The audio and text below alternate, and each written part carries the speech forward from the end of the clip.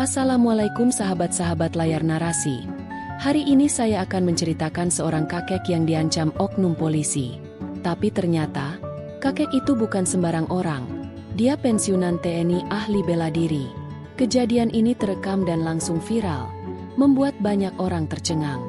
Ini kisah nyata yang wajib kamu tonton sampai akhir. Namun sebelumnya saya sarankan untuk menuliskan sholawat Nabi Muhammad agar kelak sholawat ini menjadi saksi untuk mendapat syafaat di akhirat. Siang itu panas menyengat.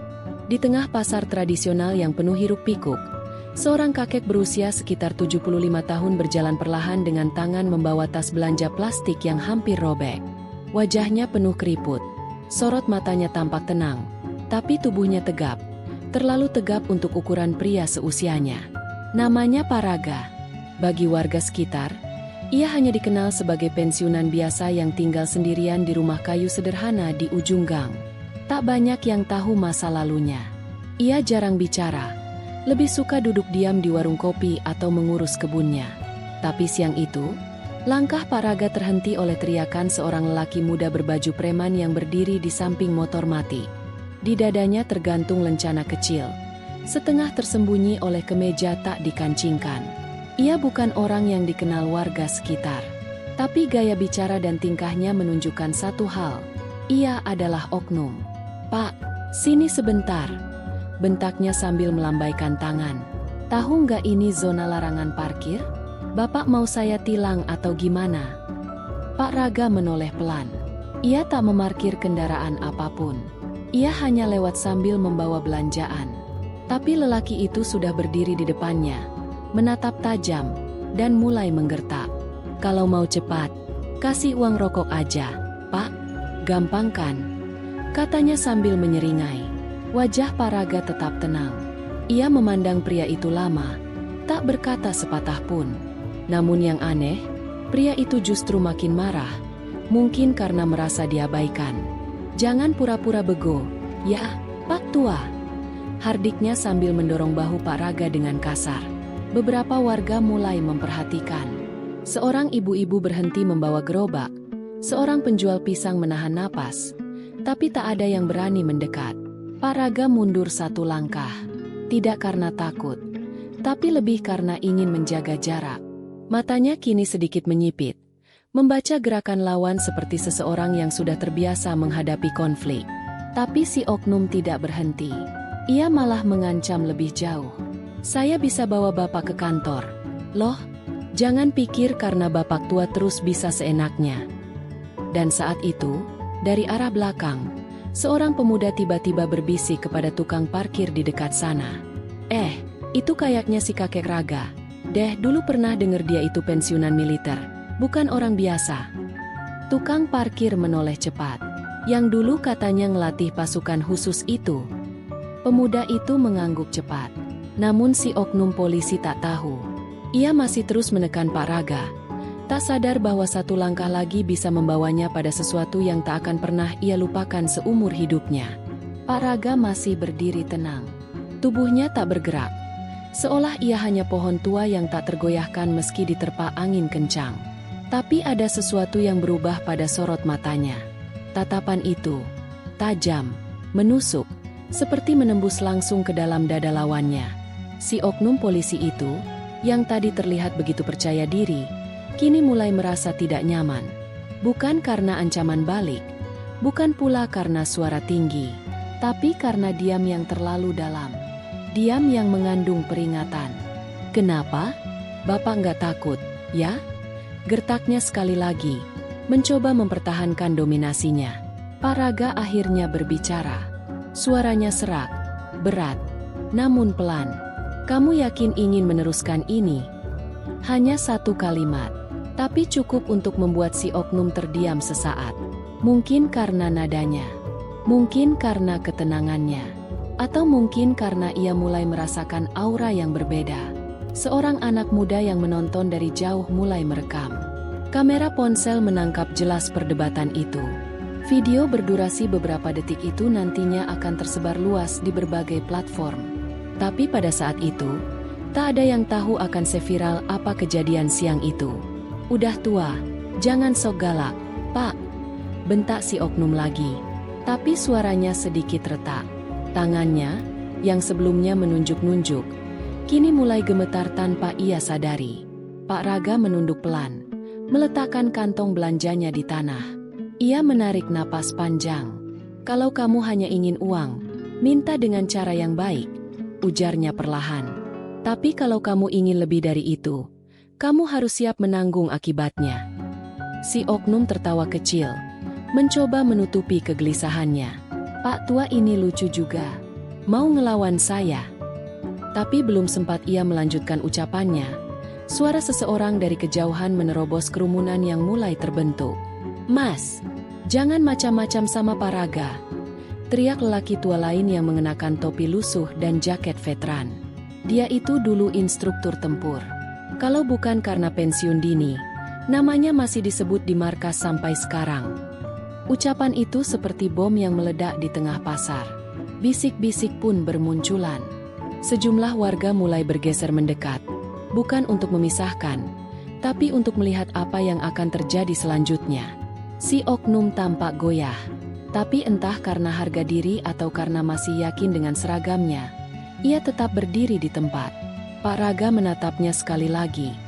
Kali ini lebih tajam dari sebelumnya. Perlahan ia menggulung lengan baju sebelah kanan. Tampak bekas luka panjang di sana, terlihat samar tapi dalam. "Itu luka karena latihan," ujar lelaki tua yang mengenalnya tadi. "Waktu dulu melatih pasukan di pedalaman." Keringat dingin mulai menetes di pelipis si oknum. Tapi ia masih berdiri. Mungkin karena masih berpikir bahwa tak mungkin seorang kakek bisa membahayakan dirinya. Mungkin. Tapi hanya sampai 1 detik berikutnya. Udara di sekitar pasar mendadak terasa berat. Warga sekitar menahan napas, menunggu apa yang akan terjadi. Pak Raga berdiri dengan posisi stabil. Kedua kakinya sedikit mengarah ke samping, bahu mengendur, dan tangannya tergantung santai di sisi tubuhnya. Tapi hanya orang-orang terlatih yang tahu, itu bukan posisi santai. Itu adalah sikap siap tempur. Si oknum masih berusaha menjaga wibawa. Ia melangkah maju, berusaha mendekat dan menunjuk-nunjuk wajah Pak Raga lagi. "Bapak kira saya takut? Ya? Saya bisa laporin Bapak sekarang juga. Tahu?" Pak Raga tetap diam. Tapi dari matanya, semua sudah jelas. Tak ada rasa gentar. Justru, seolah ia tengah menghitung jarak dan waktu. Dan dalam sepersekian detik berikutnya, tanpa ada yang benar-benar melihat prosesnya, tangan kanan Pak Raga bergerak. Cepat, hening.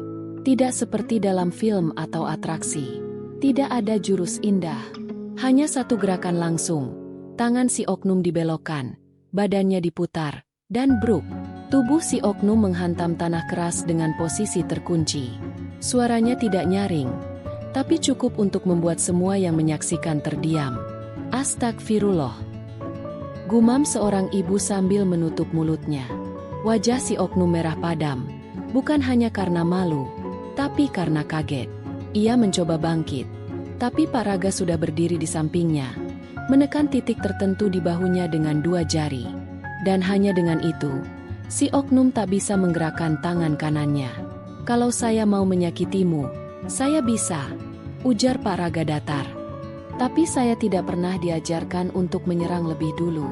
Saya hanya diajarkan untuk menyudahi bahaya sebelum berlanjut." Beberapa warga mulai bersorak pelan. Bukan karena kekerasan, tapi karena keadilan yang begitu langka kini tampak di depan mata. Tukang parkir yang tadi hanya diam, kini ikut bicara. "Saya lihat semua, Pak. Bapak enggak salah. Dia yang mulai." Pak Raga mengangguk pelan, lalu menunduk mengambil kembali belanjaannya. Ia menatap si oknum yang masih terkapar dengan wajah pucat. "Pergilah, tapi jangan ulangi kesalahan ini ke orang lain. Tidak semua orang tua seberuntung saya." Si oknum akhirnya bisa bergerak sedikit, menggeser tubuhnya perlahan. Ia mencoba berdiri, tapi kali ini tidak dengan marah, melainkan dengan tubuh gemetar. Namun sebelum ia benar-benar pergi, suara klakson mobil terdengar dari arah jalan utama. Sebuah mobil dinas berwarna gelap berhenti mendadak. Dari dalamnya turun seorang pria berambut cepak, mengenakan baju sipil rapi, dan segera berjalan cepat ke arah kerumunan. Warga mulai berbisik. Itu komandan yang dulu juga dari satuan khusus, ya?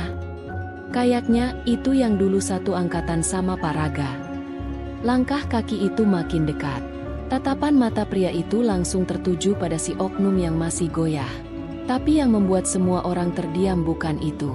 Pria itu langsung berdiri tegak, memberi hormat kepada Pak Raga. Keheningan menyelimuti seluruh pasar. Semua mata kini tertuju pada pria berpakaian sipil yang berdiri tegap.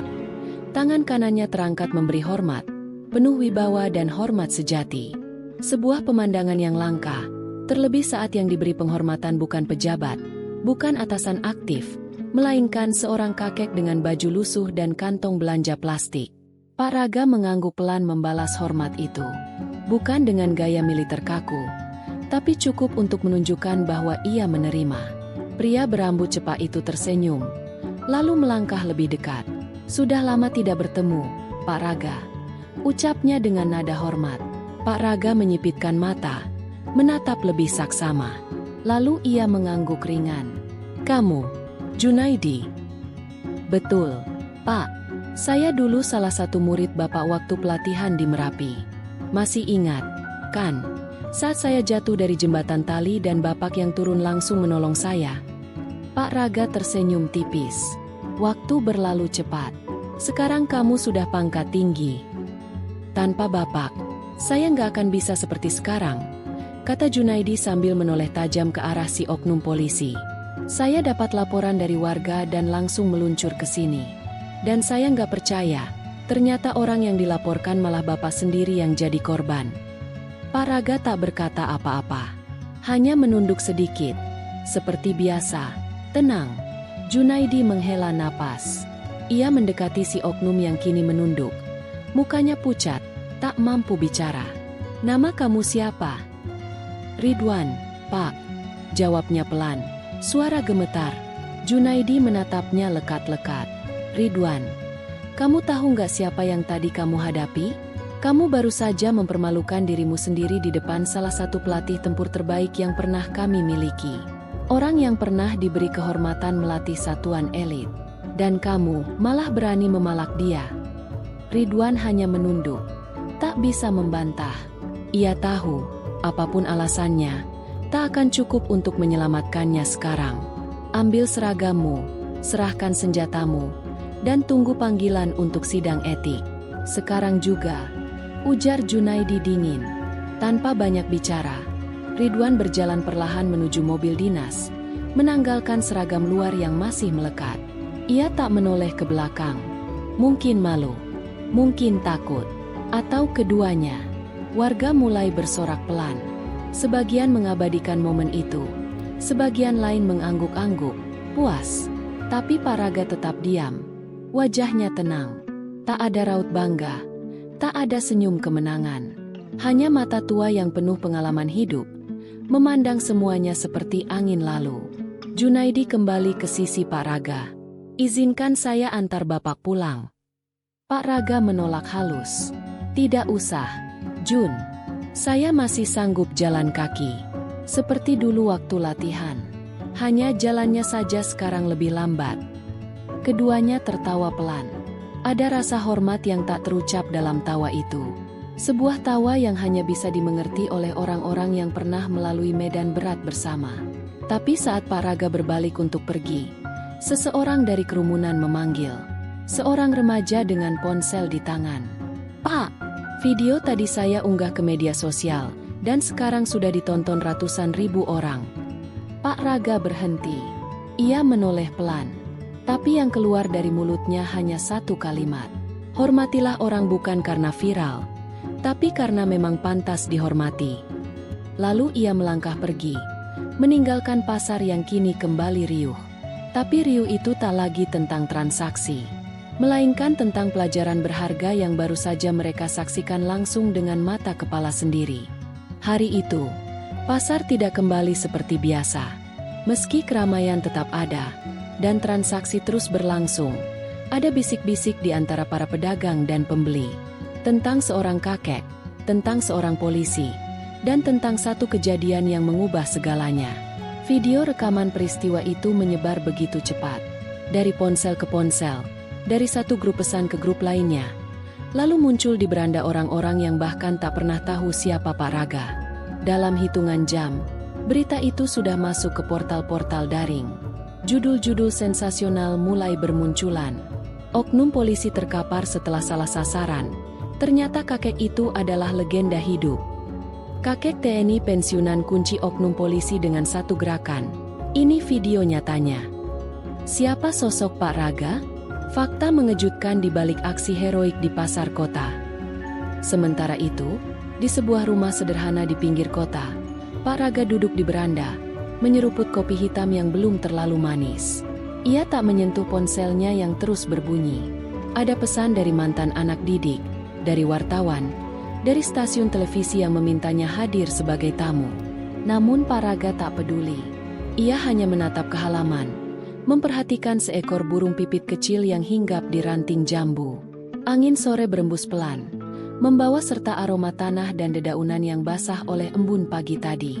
Dari dalam rumah, terdengar suara langkah kaki. Seorang gadis kecil, cucunya, membawa buku gambar. "Simba, boleh aku gambar Simba lagi waktu tadi tangkap orang jahat?" tanyanya polos. Pak Raga tersenyum. Ia tidak menjawab, hanya mengusap kepala cucunya. Lembut, lalu menoleh ke arah meja kecil di sampingnya, tempat sebuah bingkai foto lama berdiri. Dalam foto itu, terlihat dirinya muda, gagah dengan seragam loreng, berdiri di tengah regu pasukan. Beberapa di antara mereka kini telah tiada. Sebagian lagi mungkin seperti dirinya, hidup dalam sunyi, tak pernah mencari sorotan, tak berharap dikenang. Tapi kini, ia justru dikenal banyak orang. Dan semua itu bukan karena ia minta, tapi karena satu tindakan kecil, di satu hari biasa, di sebuah pasar tradisional, yang memperlihatkan siapa dirinya sebenarnya. Ponselnya kembali bergetar. Kali ini dari Junaidi. "Pak, izinkan saya buatkan penghargaan untuk Bapak." Warga juga sudah banyak yang setuju. Pak Raga membaca pesan itu, lalu meletakkan ponselnya tanpa membalas. Baginya, penghargaan bukan sesuatu yang dipegang, bukan piagam yang dibingkai, atau nama yang ditulis di koran. Penghargaan tertinggi adalah saat seseorang bisa tidur nyenyak, tahu bahwa ia tak pernah membiarkan kejahatan menang. Langit mulai menguning. Burung pipit itu terbang, meninggalkan dahan. Dan Pak Raga masih duduk di sana, diam, tenang, tapi tak pernah benar-benar berhenti mengawasi. Jejaknya mungkin tak terlihat, tapi bagi mereka yang tahu, jejak itu ada. Tertinggal dalam diam, dalam hormat yang tak pernah diminta, tapi diberikan sepenuh hati.